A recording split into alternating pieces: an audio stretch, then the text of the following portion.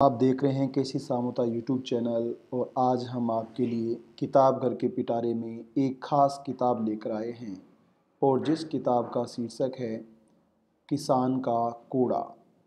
किसान की दुर्दशा क्यों है, वह उसका निदान कैसे किया जा सकता है। यदि किसान का खून हो तो एक बार अवश्य सुने व देखें। किसान का कूड़ा। साथियों, इस पुस्तक में महात्मा ज्योतिबा राव फुले ने तत्कालीन 19वीं शताब्दी की किसान की उस दुर्दशा का चित्रण किया है जो कमोबेश आज भी भारत में जारी है। किसान एक कमज़ोर राजनीतिक कौम क्यों है, अथवा जो दिन रात मेहनत करके खून पसीने से मेहनत करके न केवल अपना पेट भरता है अपितु इस देश के तमाम लोगों का पेट भरता है। जिस अनाज को खा के वो जिंदा हैं, वो जिंदा रहने के लिए जो शाकाहारी और मांसाहारी है वह किसान उत्पादन करता है। इसके बावजूद भी किसान धार्मिक रूप से गुलाम है, सामाजिक रूप से गुलाम है और राजनीतिक रूप से गुलाम है। इस किसान की दुर्दशा उस समय भी ऐसी थी और आज भी ऐसी है। किसान के उन बेटे बेटियों को यह पुस्तक एक बार ज़रूर पढ़नी चाहिए जो उनकी दुर्दशा में सुधार के लिए और उनकी दुर्दशा में जो जिम्मेदार कारक हैं उनके निदान करने के लिए ये निसंदेह एक औषधि है, जिस औषधि का कोई तोड़ नहीं है। और ये ज्योतिबा फुले के द्वारा लिखी गई एक अमिट रचना है जो किसानों से आज भी बहुत दूर है। यही किसानों की दुर्दशा का मुख्य कारण है कि उनको ये मालूम ही नहीं कि उनकी दुर्दशा क्यों है और उस दुर्दशा के लिए कौन जिम्मेदार हैं और उसका निदान कैसे किया जा सकता है। तो आइए साथियों, हम आपको ले चलते हैं महात्मा ज्योतिबा फुले की रचना जिसका शीर्षक है किसान का कोड़ा। और ये पुस्तक 5 शीर्षकों में 5 परिच्छेदों में लिखी गई है। ये पुस्तक 200 साल के बाद भी उतनी ही प्रासंगिक है जो 200 साल पहले थी। इसीलिए शायद किसी व्यक्ति ने सही कहा है कि किसान का जन्म ऋण में होता है, किसान जीता भी ऋण में है और किसान मर भी जाता है ऋण में। लेकिन इस ऋण के लिए कौन जिम्मेदार है और मेहनत मजदूरी खून पसीना बहाने के बावजूद भी किसान के दिन और दशा में क्यों सुधार नहीं आ रहा है, इसके लिए कौन जिम्मेदार है। आइए इस पर विस्तार से परिचर्चा करते हैं। और किसान ये पेशा ये एक धैर्य का व्यवसाय है।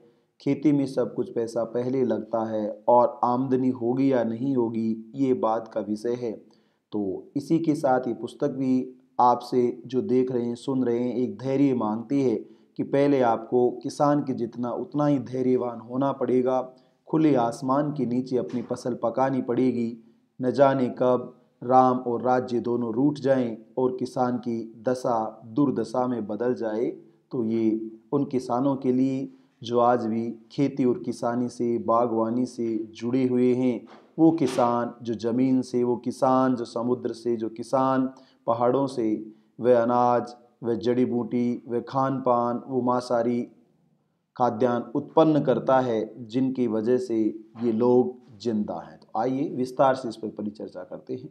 साथियों, किसान का कोड़ा ये पुस्तक 19वीं शताब्दी में महात्मा ज्योतिबा राव फुले के द्वारा लिखी गई, जो कि एक किसान थे, पेशे से कुणबी थे। ज्योतिबा राव फुले के द्वारा लिखित इस पुस्तक की प्रस्तावना में हम सबसे पहले आपको ले चलते हैं। कहीं जाइएगा मत, ध्यान से सुनिएगा। वास्तव में यदि किसान हो तो ये हमें सुनना ही चाहिए। विद्या के न होने से बुद्धि नहीं, बुद्धि के न होने से नैतिकता न रही, नैतिकता के न होने से गतिमानता न आई, गतिमानता के न होने से धन दौलत न मिली और धन दौलत न होने से शूद्रों का पतन हुआ। इतना अनर्थ एक अविद्या ने किया। ये साथियों, विद्या बिना मति गई, मति बिना नीति गई, नीति बिना गति गई, गति बिना वित्त गई और वित्त के बिना शूद्रों का पतन हुआ। और ये सारा कार्य अविद्या ने किया। तो अविद्या का मतलब केवल साक्षर होने से ही दूर होना नहीं है, अपितु अविद्या इस बात का प्रतीक है कि जो जंजाल है, जो शोषण का अन्याय का जाल है, उसे नहीं समझ पाना ये अविद्या है और समझ पाना विद्या है। इस ग्रंथ को लिखने का उद्देश्य यह है कि शूद्र किसान के आज इस दीन अवस्था में पहुंचने के धार्मिक और राज्य संबंधी कई कारण हैं।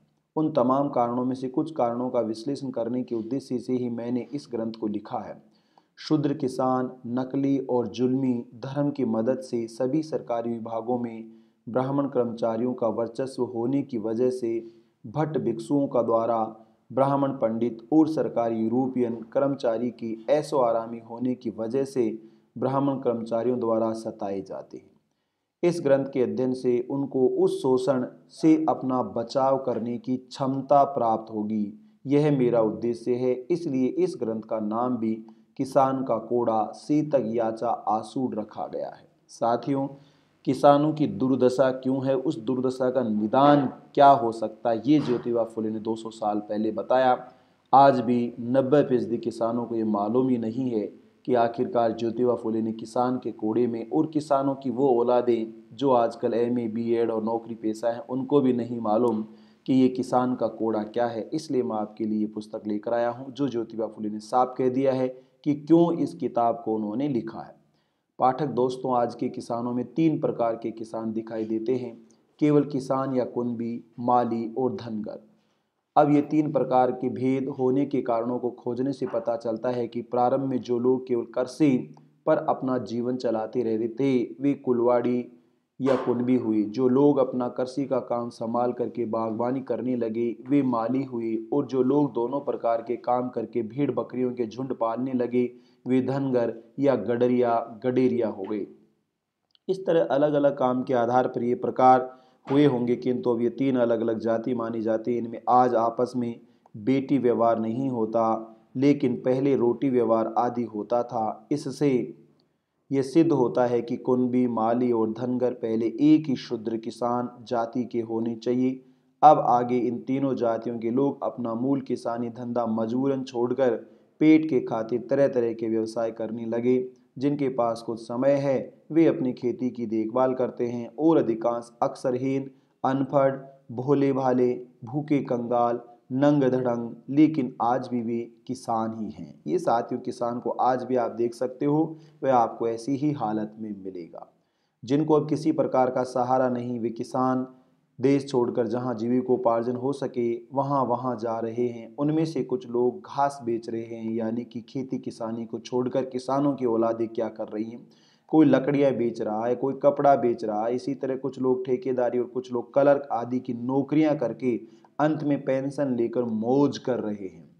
ये उन किसान की औलादों के लिए है जो नौकरी करके या नौकरी लगकर के खेती किसानी को भूल चुके हैं। इस तरह धन कमाकर स्टेट बना करके रख रखे हैं, लेकिन उनके पश्चात उनके अय्यासी बच्चे जिनको ज्ञान ध्यान से कोई मोहब्बत नहीं है, वे कुछ ही दिनों में के बाद बाबू के भाई दरवेशी होकर बाप के नाम से चिल्लाते हुए पेट के खातिर दर दर भटकते हैं।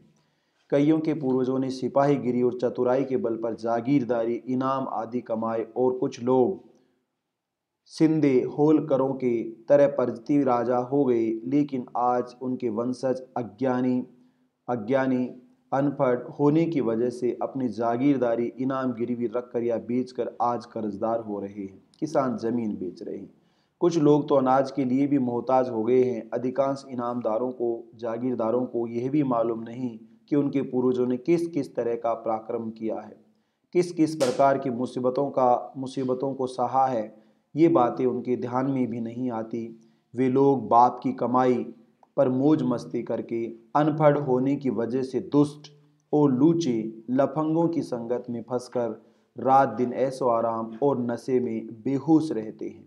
ये उन किसान की वर्तमान औलादों के लिए है जिन्होंने किसान की मेहनत को गवारा कर दिया है। इनमें से जिनकी जागीरदारी गिरवी न पड़ी हो या जो कर्ज में न डूबा हो, ऐसा शायद ही कोई होगा। आज जो संस्थानें हैं जिसको कर्ज के बोझ ने छुआ नहीं है, फिर भी उसके इर्द गिर्द के लोग और ब्राह्मण दीवान जी इतने मतलबी, धूर्त, व्यवहारी होते हैं कि वे हमारे राजा रजवाड़ों को ज्ञान ध्यान तथा सद्गुणों की अभिरुचि ही नहीं लगने देते।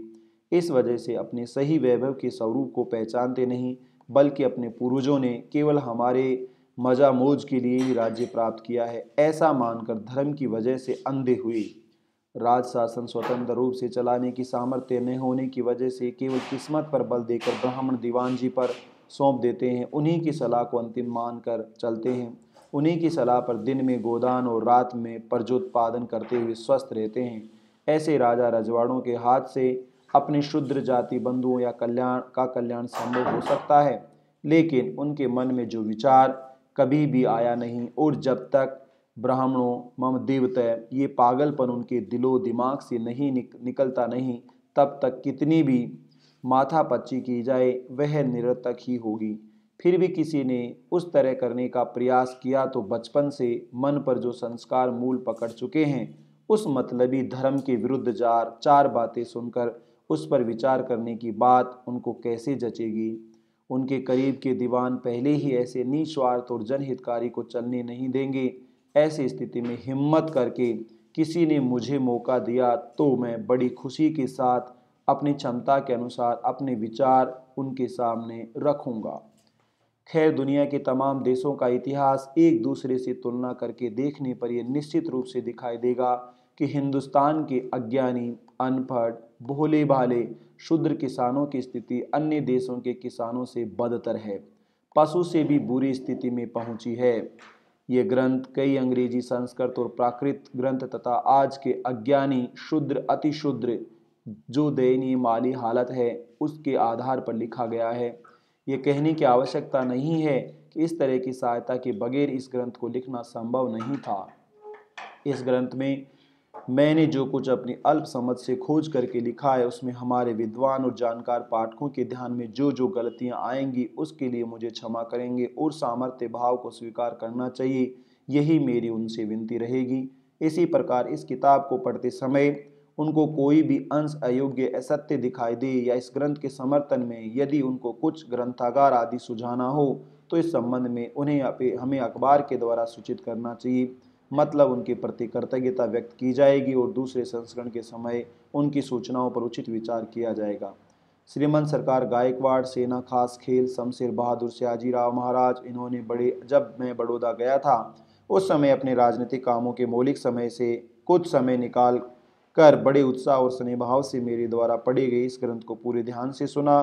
श्रीमंत राजा ने अपनी उदारता से मुझे आर्थिक मदद देकर मेरा उचित आदर सम्मान किया, इसलिए मैं उनका बहुत ही कृतज्ञ हूँ।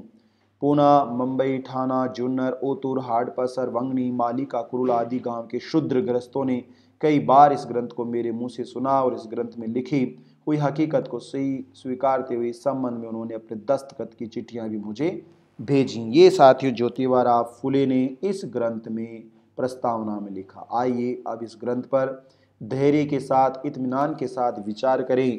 जो किसान हैं उन लोगों के लिए, जो किसानों की औलाद है उन लोगों के लिए कि वो जरूर इसे सुने। साथियों, सरकारी विभागों में ब्राह्मण कर्मचारियों का वर्चस्व होने की वजह से उनकी जाति के स्वार्थी भट्ट ब्राह्मण अपने मतलबी धर्म के नाम पर अज्ञानी किसानों को इतना फांसते हैं कि उनके पास अपने नन्हे मुन्ने बच्चों को स्कूल में दाखिल करने के लिए भी साधन नहीं बचते। यदि किसी के पास उस तरह के साधन भी हो तब भी उनकी गलत सलाह के कारण इस तरह की इच्छा नहीं होती। ये बहुत बड़ी बात है साथियों। अब पहले प्रकार के अनपढ़ किसान को भट्ट ब्राह्मण धर्म के नाम पर इतना फांसते हैं कि उसके लिए सारी दुनिया में कहीं भी दूसरी कोई मिसाल मिलना मुश्किल है। आदि धूर्त आर्य ब्राह्मण ग्रंथकारों ने अपने मतलबी धर्म की लंचाट किसानों के पीछे इतनी सफाई से लगाई है कि किसान पैदा होने के पहले ही उसकी माँ को जिस समय ऋतु प्राप्त होता है उस समय उसके गर्भाधानादि संस्कार से लेकर उसके मरने तक कई बातों से लूटा जाता है। साथियों, आज भी किसान के बच्चा या बेटी जन्म लेने से लेकर मृत्यु के बाद तक ये भट्ट ब्राह्मण पूरा मेहनत मजदूरी का पैसा लूट ले जाते हैं। किसान को ये आज भी समझ में नहीं आ रहा।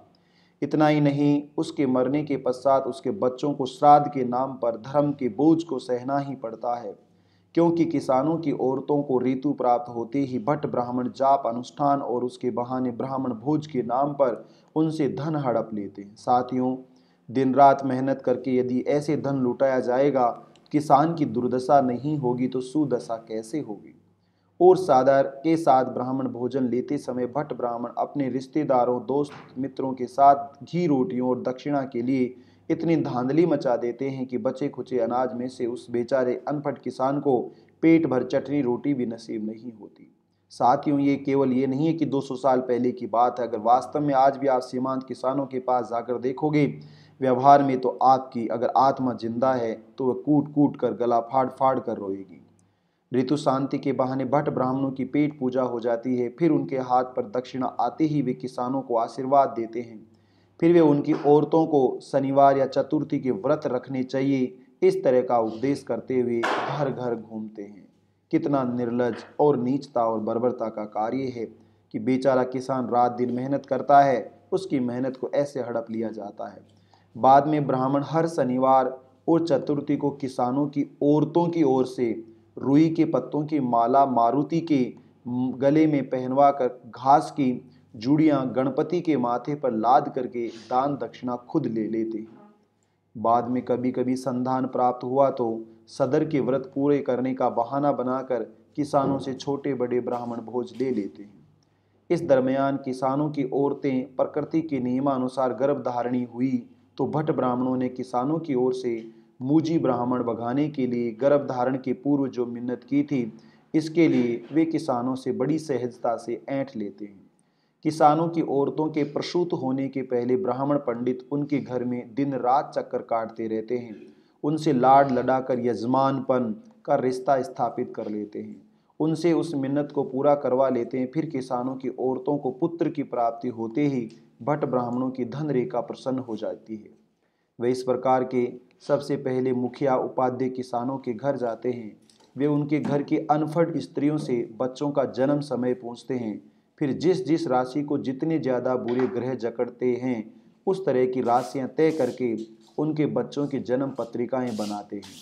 अनपढ़ किसान को पुत्र प्राप्ति की वजह से हुई तमाम खुशियों को वे मिट्टी में मिला देते हैं और उनको डराकर दूसरे दिन लिंग पिंड के सामने अपने भाई दादा रिश्तेदार मित्रों से भट्ट ब्राह्मणों को किराए पर जाप अनुष्ठान के लिए बिठाते हैं। ये आज भी साथियों 2023 के वर्ष में भी ऐसा ही है, कोई खास नहीं बदला। आप गांव में जाकर देख सकते हैं। उनमें से किसी को किसानों से उपोषण के बहाने फलाहार के लिए पैसे दिलवाते हैं। यदि गर्मी का मौसम हो तो पंखे दिलवाते हैं, यदि बारिश हो तो छतरियां दिलवाते हैं, ठंड का मौसम हो तो कंबल दिलवाते हैं।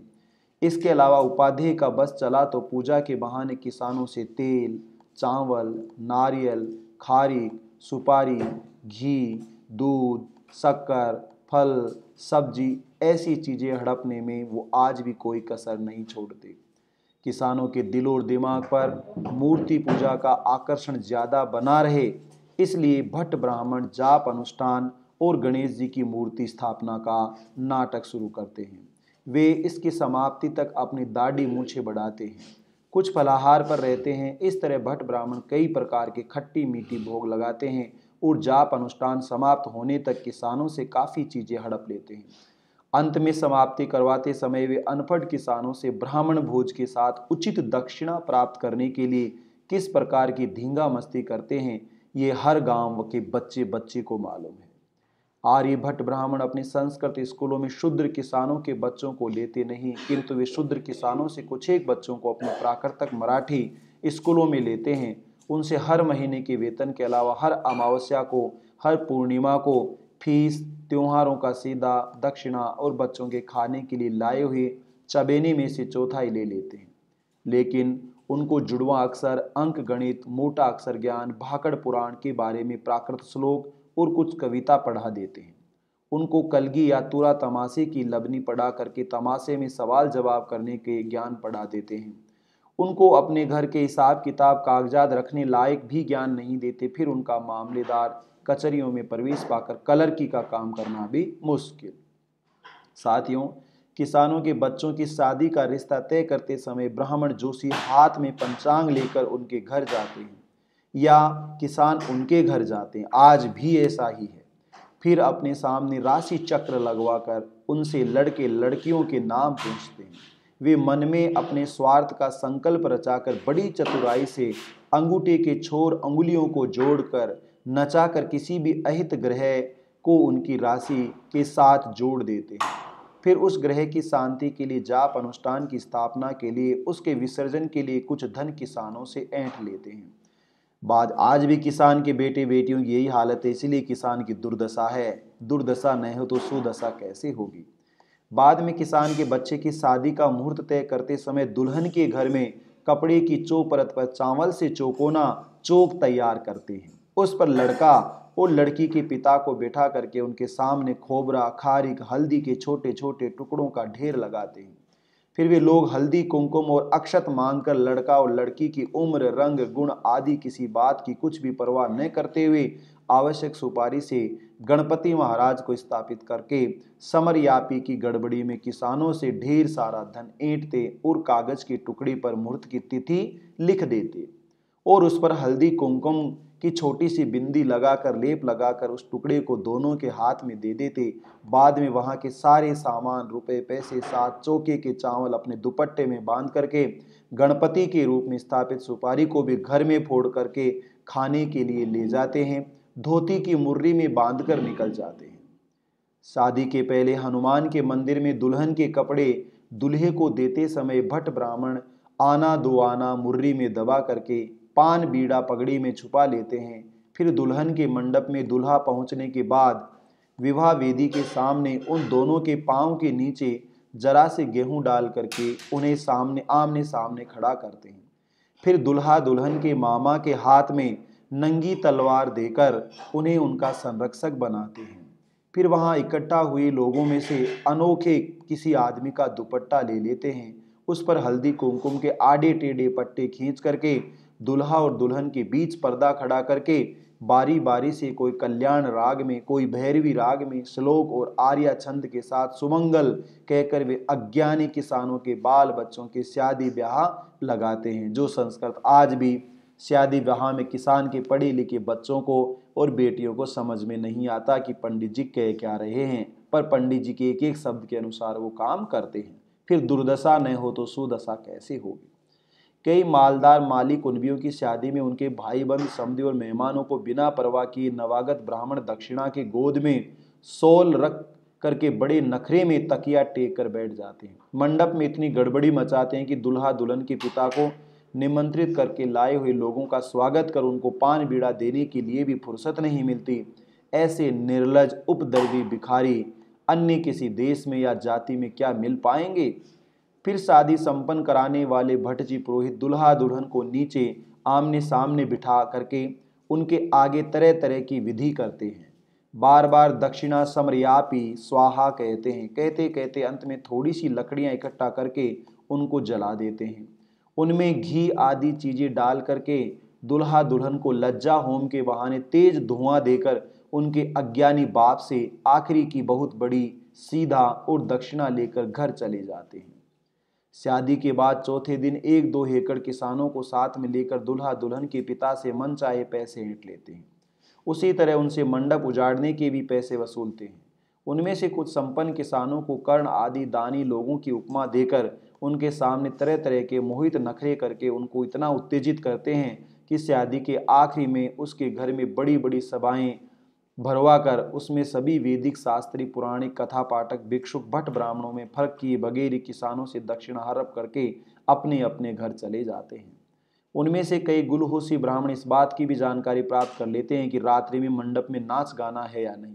फिर सिर पर छोटी सी पगड़ी और गोद में छोटी सी शॉल लेकर निमंत्रित लोगों के आगे घुटने टेक कर घुटना भिड़ाकर तकिए के सारे सारी रात नाक के दोनों छेंक में नस्वार ठूंसते ठूंसते आपस में नस्वार की धूल उड़ाते इत्मीनान से नाचने वालों के गीत सुनते रहते। बाद में उम्र के अनुसार किसान के मरने के बाद उनके बाल बच्चे अपना संसार करने लगते हैं। उस समय से उनके आखिरी समय तक उनके भट्ट ब्राह्मण धर्म के पाखंड द्वारा किस तरह कैसे लूटते हैं, इस संबंध में थोड़ा सा खुलासा करना चाहता हूँ। किसानों के बाल बच्चों के अपने नए मकान बंधते समय कामगार शूद्र कड़ी धूप गर्मी में सिर से मलबे की टोकरियां ढोते हैं। गवड़ी और बड़े ऊंचे ऊंचे पहाड़ों पर वानरों की तरह चढ़ते हैं, दीवालें रचते हैं, लकड़ियों की पाटियां जोड़कर मकान बनाते हैं। इसलिए उन पर रहम करते उन बेचारे कामगारों को गृह प्रवेश के समय घी रोटी का भोजन खिलाएंगे, इस तरह का आश्वासन घर मालिक देते हैं। लेकिन इस तरह के भोजन किसान कामगारों को देने से पहले भट्ट ब्राह्मण किसानों के घर पर रात दिन चक्कर काटते रहते हैं। उनको धर्म के संबंध में थोती बातें बताते रहते हैं। कई ब्राह्मण अमलदारों की अलटप्पू सिफारिशें करवाते हैं। उनके घर में होम विधि के नाम पर करके घर के चारों ओर जगह जगह चित्रों निशान फड़काते हैं। साथियों, आज भी किसान की यही औकात और हैसियत है कि वह घर में लाखों करोड़ों रुपए से मकान बनाकर भी पंडित जी के बिना न तो उसकी शुरुआत होम के माध्यम से, मुहूर्त के माध्यम के बिना कर सकता है, और न ही अपने ही मकान जो रात दिन मेहनत करके पैसे खर्च करके मकान बनाता है, उस अपने ही मकान में घुस नहीं सकता है, प्रवेश नहीं कर सकता। इसको गृह प्रवेश के नाम से आज पुकारा जाता है, उस समय भी कहा जाता था। फिर सबसे पहले स्वयं अपने बाल बच्चों के साथ घी रोटी का भोजन हजम कर लेते हैं। बचा कुचा बासी खाना भोले भाले श्रद्धालु अज्ञानी घर मालिक को अपने बाल बच्चों के साथ कामगारों को चाशनी के साथ खाने के लिए रख देते हैं। पान बीड़ा खाते खाते ही गन्ने के खेतों में ईमानदारी से भूखने वाले प्राणियों की तरह आशीर्वाद देते हैं। फिर किसानों से दक्षिणा हड़प करके भरपेट हाथ घुमाते हुए घर घर जाते हैं। उनमें से एक दो मतलबी साधु भट्ट ब्राह्मण कई अनजान अलहड़ किसानों के यार दोस्त बन जाते हैं। उनका नाम रोशन करने के झूठे जाल में फंसाकर उनकी ओर से छोटी मोटी सभाएं करवाते हैं। उसमें से कुछ ब्राह्मणों की सोल भेंट दिलवाकर शेष सभी को दक्षिणा दिलवाते हैं। किसानों द्वारा नए बनवाए गए खेत खलिहानों को छोड़कर नए मंदिर पार आदि इमारतें बनते ही वहां उद्घाटन के बहाने ब्राह्मण भोज और दक्षिणा लेते ही हैं। हर चैत्र मास में वर्ष प्रतिपदा के दिन भट्ट ब्राह्मण किसानों के घर घर जाकर वर्ष फल पढ़कर उनसे दक्षिणा लेते हैं। उसी तरह रामनवमी के अवसर पर, हनुमान जयंती के अवसर के बहाने भट्ट ब्राह्मण अपने इर्द गिर्द कोई साधन किसान हो तो उससे, या गरीब किसान हो तो उसे बारी बारी से चंदा जमा करके घी रोटी के ब्राह्मण भोज लेते हैं। साथियों, आज भी किसान की बर्बादी का कारण खुद किसान है, जो इस जाल से बाहर नहीं निकल पा रहा है। भला होगा कैसे, तो दुर्दशा न हो तो सुदशा कैसे हो। जयझूरी की यात्रा में किसान के अपने बाल बच्चों के साथ तालाब आदि जगह पर नहाते समय भट्ट ब्राह्मण वहां संकल्प स्वरूप उन सब से एक एक सिक्का दक्षिणा लेते हैं। इस यात्रा में करीबन 2.25 लाख से कम लोग नहीं होते। वहां कई अलहड़ सदन किसानों की गोद में खलड़ देवदासियां मुर्की बैठती हैं। फिर ये भट्ट ब्राह्मण उनसे भी देव ब्राह्मण सुहागिन के बहाने घी रोटी लायक पैसा ऐंठ लेते हैं।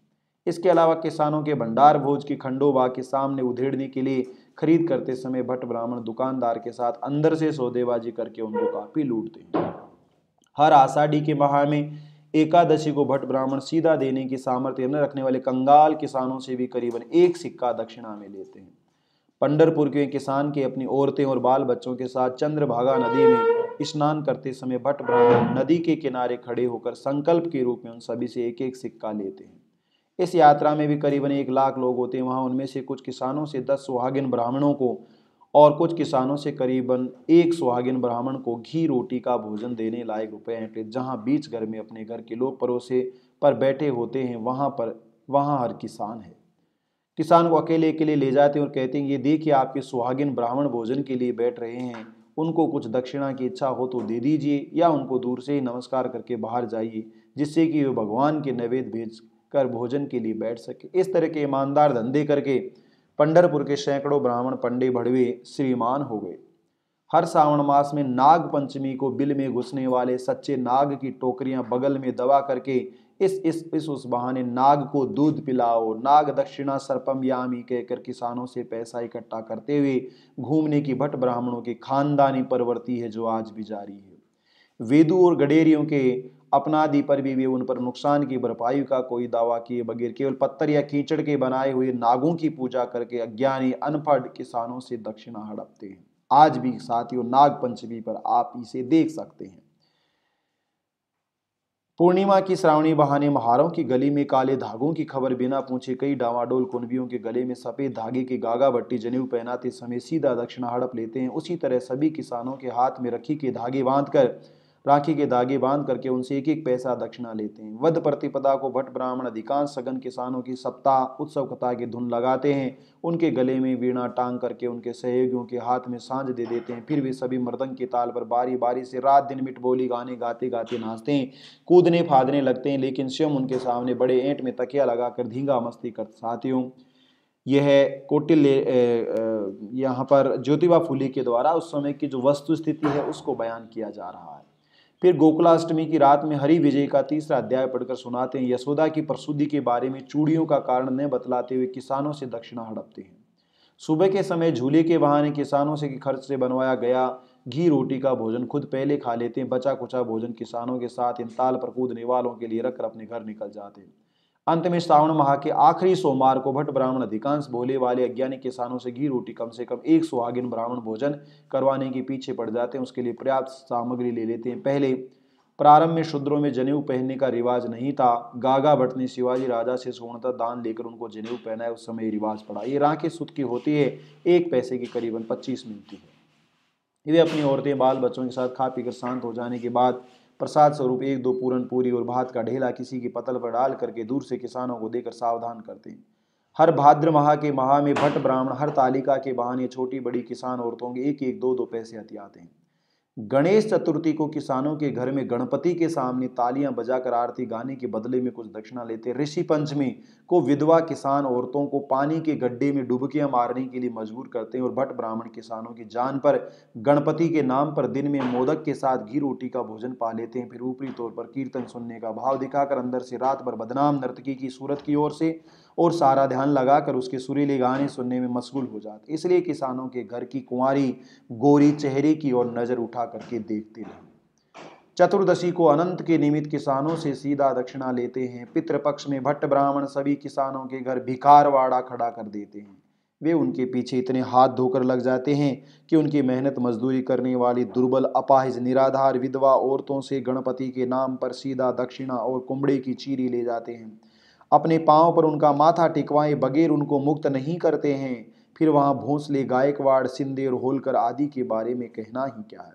उसी दरमियान कपिल षष्ठी का योग आया तो भट्ट ब्राह्मण कई साधन किसानों के नासिक आदि तीर्थ स्थलों पर ले जाते हैं। उनके दान धर्म के बहाने काफी पैसा हड़प लेते। फिर शेष सामान्य दुर्बल किसानों द्वारा नदी पर स्नान करते समय कम से कम 1 पैसा दक्षिणा लेते हैं।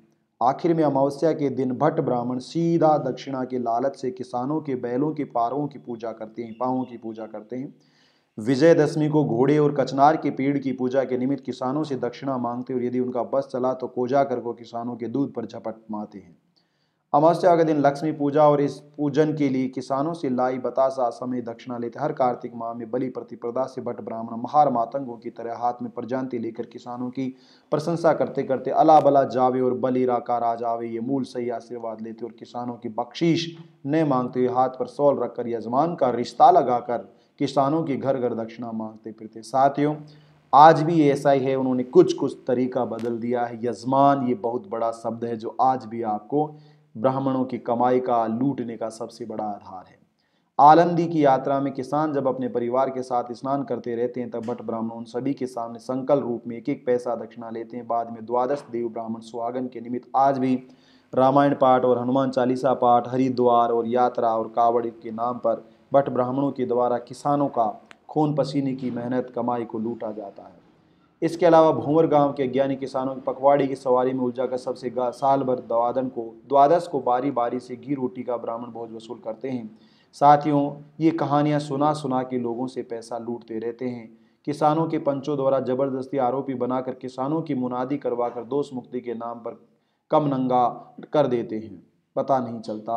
द्वादश के भट्ट ब्राह्मण किसानों और आंगन के तुलसी दावन के सामने धोती का पर्दा पकड़कर मंगल काष्टों के 2-4 श्लोक आर्य कहकर तुलसी का ब्याह रचाकर किसानों से आरती के पैसे और गोद में डाली गई वस्तुओं के अलावा जो चीज हाथ में ले जाते हैं उसका कहना ही क्या है। हर पोष माह में मकर संक्रांति को भट्ट ब्राह्मण किसानों के घर में संक्रांति फल पढ़कर सुनाते हैं, उनसे दक्षिणा लेते हैं। कई अनपढ़ भोले वाले किसान बेहिसाब पुण्यतिथि का लालच दिखाकर बड़े उत्साह से उनके गन्ने खेत भट्ट ब्राह्मणों से लुटवाते हैं। हर माह के महीने में महाशिवरात्रि को भट्ट ब्राह्मण कई किसानों की गली गली में मंदिरों में शिव लीलामृत का पाठ करके सूर्योदय से पहले समाप्ति करते समय ग्रंथ पाठ के नाम पर सीधी दक्षिणा ले लेते हैं।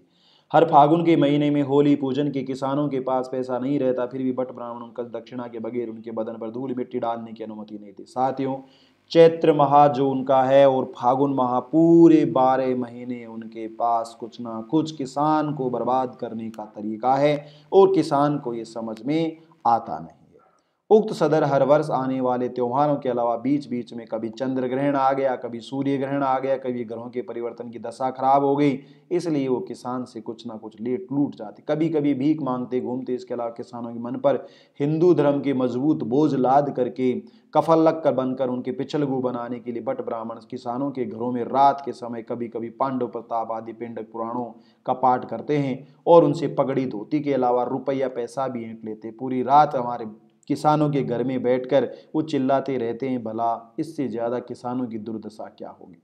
कुछ नमक हरामी भट्ट ब्राह्मण अपने किसान यजमानों की बहु बेटियों को घुन लगाकर उनके कुकड़ू करने के लिए लगाते हैं।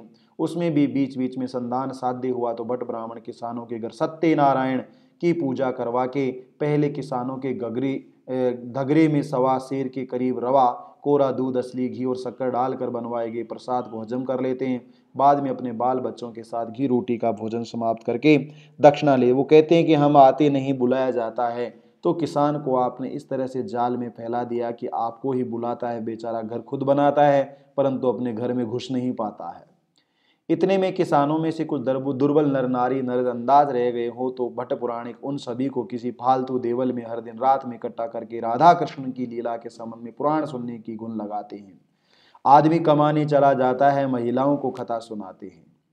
कई अनपढ़ भट्ट ब्राह्मणों के पंचांग के सारे पेट पालने की अकल न होने की वजह से अपने से किसी बेवकूफ निकम्मे फदी बाबा बनकर उसके पाँव में खड़ा और गले में वीणा लटकाकर ढोल मंजारे पीटते हुए जय जय राम के नाम का उद्घोष करते हुए अज्ञानी किसानों के सहयोग से भीख मांगते फिरते।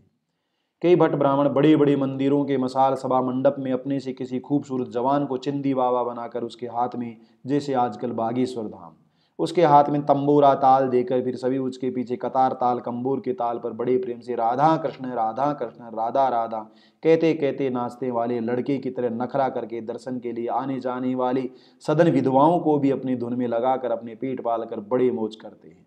ये साथियों किसान की दुर्दशा के मुख्य कारक हैं। कई मतिहीन भट्ट ब्राह्मणों की पुरोहित धंधा करके ऐसी करने की अकल होने की वजह से अपने किसी सीधे साधे दारकुन के धन इकट्ठा कर रहे थे। कई भट्ट ब्राह्मणों को वेद शास्त्रों का अध्ययन करके प्रतिष्ठा से निर्वाह करने की कबूत न होने की कुबत न होने की वजह से वे अपने में से किसी अधपगले गंजिड़ी बागलखंड को स्वामी बनाकर गांव गांव जाकर लोगों को कहते फिरते हैं, स्वामी सभी के मन की तृष्णा जानते हैं, चमत्कार है, वो सब कुछ समझ जाते हैं। उक्त सदर लिखी गई बातों में किसानों की भट्ट ब्राह्मणों के धर्म की चक्की मस्ती गई नहीं होती, वे उनकी बद्री केदार आदि नाथ की यात्रा तीर्थ यात्रा का गुण लगा देते हैं। अंत में काशी प्रयाग ले जाते हैं, वहां उनको हजारों रुपए में फंसाते हैं और दाढ़ी मूछ सपाचट करके उनके घर पर पंख लाकर छोड़ देते हैं। अंत में उन्हें तीर्थ यात्रा के निमित्त बड़े बड़े ब्राह्मण भोज कराते हैं। अंत में किसान के मरने के बाद भट्ट ब्राह्मण शमशान करकट कारटा का स्वांग लेकर उनके बच्चों की ओर से प्रत्येक दिन हर प्रकार के कर्म कांड करवाते हैं। ये कर्म कांड नहीं, कमाई के कांड हैं। उनके घर में प्रत्येक दिन गरुड़ पुराण का पाठ करते हैं। 10वें दिन धन कवड़ी डिपो के वतनदार काग पंडित को कांव कांव कहकर पिंड परियोजन का सामान देते हैं। फिर वे उनसे गरुड़ पुराण के मेहनताना के साथ कम से कम तांबा, पीतल, छतरी, लाठी, गादी, जूता दान लेते हैं। तो किसानों की दुर्दशा नहीं हो तो सुदशा कैसे होगी।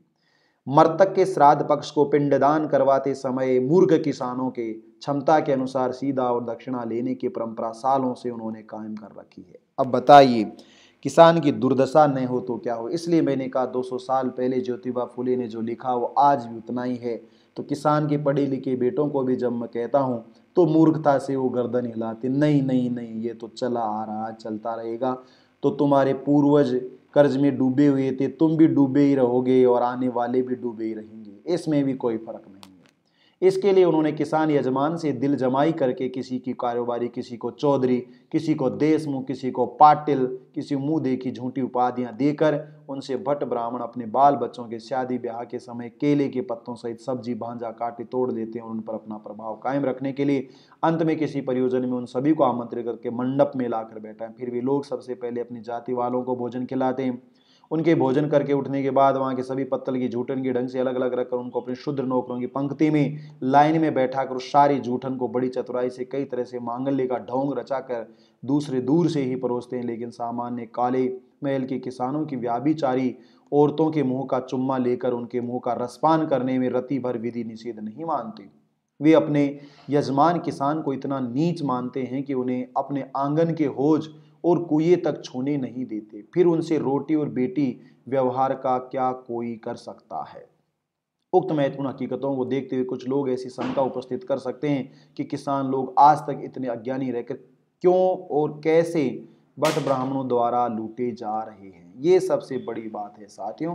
इसके लिए ज्योतिबा फुले कहते हैं, मेरा उत्तर यह है कि प्राचीन काल में आदि आर्यभट्ट ब्राह्मणों का इस देश में अमल शुरू होते ही उन्होंने पराजित शूद्र किसानों को पढ़ने लिखने पर पाबंदी लगा दी थी और उनको हजारों साल तक मन चाहे परेशान करके लूट करके खाए। इस संबंध में उनके मनुस्मृति जैसे धूर्त ग्रंथ में लिखा गया है। तो अब मुझे बताइए साथियों, एमए बीएड ज्योग्राफी से, पॉलिटिकल साइंस से, इकोनॉमिक्स से, साइंस से किया हुआ, सेकंड ग्रेड का टीचर, फर्स्ट ग्रेड का टीचर, विश्वविद्यालय का प्रोफेसर जो किसान का बेटा है उसमें वह बुद्धि नहीं हो सकती। इसके बावजूद भी, यानी ज्योतिबा फुले 200 साल पहले की बात कह रहे हैं, पर मैं आज की बात कह रहा हूं कि ये मास्टर जी, ये प्रोफेसर, ये कलेक्टर साहब, ये एसडीएम साहब, ये उन किसानों से भी मूर्ख और गधे हैं। आज भी वो ऐसे ही हैं।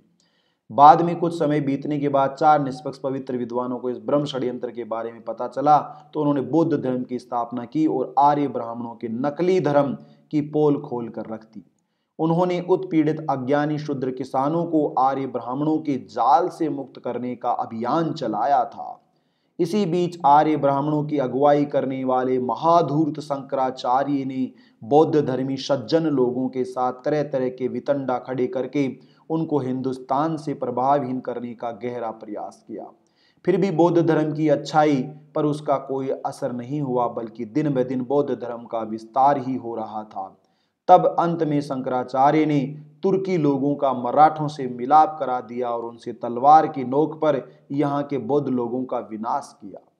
फिर आर्य ब्राह्मणों को गोमांस और मद्यपान सेवन पर पाबंदी लगा दी और अज्ञानी किसानों के मन पर वेद मंत्र का जादू टोना भट्ट ब्राह्मणों का वर्चस्व कायम किया। तो ये साथियों ज्योतिबा फुले बता रहे हैं किस तरह से किसानों को लूटा गया और जाल में फंसाया गया। आज भी रात दिन मिट्टी में लठ मारने वाले किसान के पास बुद्धि नहीं है, तर्क नहीं है, समझ नहीं है, इसलिए उसकी दुर्दशा है। कुछ समय बीतने के बाद हजरत मोहम्मद पैगंबर के जवां मर्द अनुयायी यहाँ आए।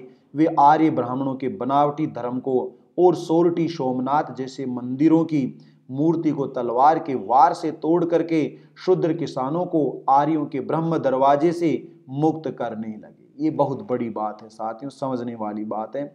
इसीलिए भट्ट ब्राह्मणों के मुकुंदराज और ज्ञानेश्वर ने भागवत ग्रंथ के कुछ काल्पनिक हिस्से को लेकर उस पर प्राकृतिक भाषा में विवेक संधु और ज्ञानेश्वरी नाम से दाव पेची भाष्य ग्रंथों की रचना की। उन्होंने उन ग्रंथों के द्वारा किसानों के मन इतने गुमराह कर दिए कि वे कुरान और महमदी लोगों को नीच मानने लगे, उनसे नफरत करने लगे हैं। बाद में कुछ समय बीत जाने के बाद तुकाराम नाम का एक साधु पुरुष किसान के घर में पैदा हुआ।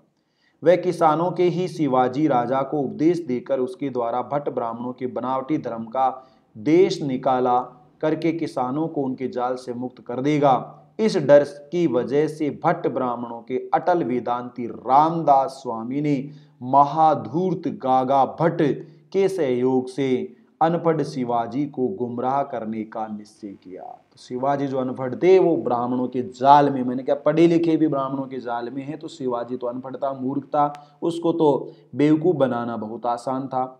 उन्होंने अज्ञानी शिवाजी और निर्विकारी तुकाराम का स्नेह संबंध बढ़ने नहीं दिया। फिर शिवाजी राजा के पश्चात उसके भट्ट पेशवा सेवक ने उनके औरस वारिस को सतारा के किले में कैद करके रखा। पेशवा के आखिरी कार्यकाल में रूखी सूखी रोटी पर गुजारा करने वाले फटेहाल किसानों से कर इसलिए वसूल किए गए थे कि बांध बांधा जा सके और खेतों को पानी मिले, लेकिन बांध बांधने के काम की ओर उन्होंने कोई ध्यान नहीं दिया। एक छदाम भी खर्च नहीं किया, लेकिन प्रवृत्ति के वैभव पर 20-20, 25-25 हजार भट्ट ब्राह्मणों को शॉल और धोती आदि दक्षिणा के लिए दिए। ये था शिवाजी का सच, भंडार सा खोल दिया था। हमेशा ही पेंढारियों ने लूट कर बेजार हुए किसानों से जबरदस्ती वसूल किए जामदार खाने में कोड़ी भी अज्ञानी किसानों को कम से कम प्राकृतिक विद्या पढ़ाने के लिए भी खर्च नहीं की। ब्राह्मणों के स्वार्थी धर्मशास्त्र सीखने वाले भट्ट ब्राह्मणों को सैकड़ों रुपए का सालाना अनुदान देने की लूट लगा दी है। साथियों, ये सच है। प्रवृत्ति के वैभवपूर्ण कांजी होश में बाजीराव पेशवा ने सभी हाथों से रुपये पैसों की खींचड़ी बांटने की धूम मचा दी। इसलिए हमको विक्षेप आश्चर्य नहीं हो रहा, चूंकि राव बाजी असल आर्य जाति के ब्राह्मण थे। इसलिए उन जैसे पक्षपाती दानदाता ने पर्वती जैसे किसी संस्थान में किसानों के कुछ अनाथ विधवाओं और निराधार अनाथ लड़कों की व्यवस्था की नहीं। केवल अपनी जाति के भट्ट ब्राह्मण, गायक, पुजारी और 4-5 हिमायती फिरस्ती भट्ट ब्राह्मणों की हर दिन सुबह के समय स्नान के लिए गर्म पानी और 2 बार हर रोज बढ़िया बढ़िया खाना खिलाने की सुविधा करके रख दी गई। उसी प्रकार हर एक आख्यान पर दूध, पेड़ा आदि नाश्ते की व्यवस्था कर दी गई और उपवास तथा सभी त्योहारों को उनकी इच्छा के अनुसार पदार्थ बनाए जाते, उन सभी के लिए रात दिन नाच गाना सुनने और देखने की व्यवस्था की जाती है तथा मौज मस्ती करने की सुविधा दी जाती है। यही रिवाज हमारी डरपोक अंग्रेज सरकार ने आज जस का तस चालू कर रखा है। मेहनती शुद्र अति शुद्र किसानों के पसीनों से वसूल किए गए लगान के हजारों रुपए हर साल अन्य मुद्दों पर खर्च किए जाते हैं। आज कई शुद्र अति शुद्र किसान ईसाई धर्म को स्वीकार करके मनुष्य पद को प्राप्त हुए हैं, इसलिए भट्ट ब्राह्मणों का महत्व कम हो गया। आज उन पर मेहनत मजदूरी के काम करके पेट पालने की नौबत आ गई है। यह देखकर कई धूर्त ब्राह्मण नादान हिंदू धर्म का समर्थन करके कई तरह के नए नए समाजों की स्थापना करके अप्रत्यक्ष रूप से महदी और ईसाई धर्म को बदनाम किया। साथियों, हमने देखा कि किस तरह से पूरे भारत में राम का मंदिर और बनाने के लिए 1-1 रुपए की भीख मांगी गई। ये नीच और परजीवी लोग किसानों को फिर से बर्बादी करने में लगे हुए हैं। कोई बदलाव इनमें नहीं आया है कि वह मंदिर पर पैसा खर्च किया जाए या खेती किसानी में किया जाए। आज के पढ़े लिखे किसान भी वही शुद्र और अति शुद्र की औलाद हैं। उन औलादों में पढ़ने लिखने के बाद भी, MA BEd करने के बाद भी गधे की जो बुद्धि है वो परिवर्तित नहीं हो रही है। उनके बारे में किसानों के मन में जहर भर दिया जाता है। खैर, लेकिन सनातन मूर्ति पूजो तेजगो ब्राह्मणों के चाचा और सार्वजनिक सभा के नेता जोशी महाराज ने हिंदू धर्म के जाति भेद के वृथाभिमान के चश्मे को अपनी आंखों से हटाकर किसानों की वास्तविक परिस्थिति को देखा होता तो उनके एक पक्षीय धर्म के प्रतिबंध उत्पीड़ित बेचारे अभागे किसानों को अज्ञानी कहने की हिम्मत ही न होती। यदि हमारी अंग्रेज सरकार को किसानों पर धर्म के नाम पर होने वाले जुल्म की जानकारी करा देते तो शायद उनको दया आती। वे शूद्रों को पढ़ाने लिखाने के काम में भूदेव है। भूदेव धरती पर जो देवता है वो ब्राह्मण है। कर्मचारियों की सलाह न लेते और उनको पढ़े लिखाने या लिखाने के लिए कुछ निराले उपाय खोज लिए होते। तात्पर्य, वंश परंपरागत अज्ञानी किसानों के धन और समय का भट्ट ब्राह्मणों द्वारा इतना नुकसान होता है तो किसान का बेटा किसान ही रहेगा।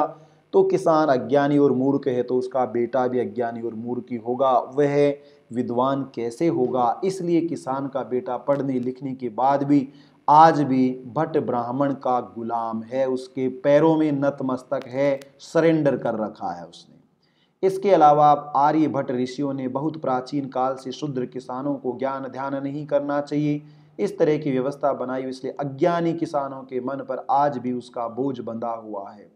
उनको अपने बच्चों को स्कूल में भेजने की हिम्मत नहीं होती। आज के हमारे दयालु गवर्नर जनरल साहब ने पाताल के अमेरिका जनतंत्रात्मक राज्य के महाप्रतापी राजा जॉर्ज वाशिंगटन साहब से प्रेरणा लेकर यहाँ के ब्राह्मण बताए वही धर्म और अंग्रेज करें वही कानून। आज भी ब्राह्मण बताए हुए धर्म और अंग्रेज करेंगे वही कानून। हमारे चोमू के विधायक कहते हैं, समाज के पथ प्रदर्शक नहीं, समाज को बर्बाद करने वाली ही तुम नीच और बर्बर आदमी हो। मानने वाले शूद्र अति शूद्रों को विद्वान भट्ट ब्राह्मणों की तरह म्यूनिसिपैलिटी ने अपनी ओर से मुखिया चुनकर भेजने का अधिकार दिया, ये सही है। किंतु इस व्यवहार से भट्ट ब्राह्मण अपने अकल में अहंकार, मांगल्य विभाव के नखरे में अज्ञानी शूद्र अति शूद्रों लोगों से छक्के पंजे खेलते हुए उनको आगे बेवकूफ बनाने में लगे हैं। इसका परिणाम हमारे दयालु गवर्नर जनरल साहब के माथे पर शायद असफलता का दोष न लगे, लेकिन भट्ट ब्राह्मणों को लाभ ही लाभ है ऐसा हम समझेंगे, यानी उनका नुकसान नहीं है। भले ही ईसाई तंत्र के स्थान पर यहाँ लोकतंत्र आ गया जिसे ब्राह्मणों का तंत्र कहा जाता है। ये ब्राह्मण तंत्र है। इंडियन डेमोक्रेसी जी ब्राह्मणोक्रेसी और ब्राह्मण डेमोक्रेसी, नॉट ए डेमोक्रेसी।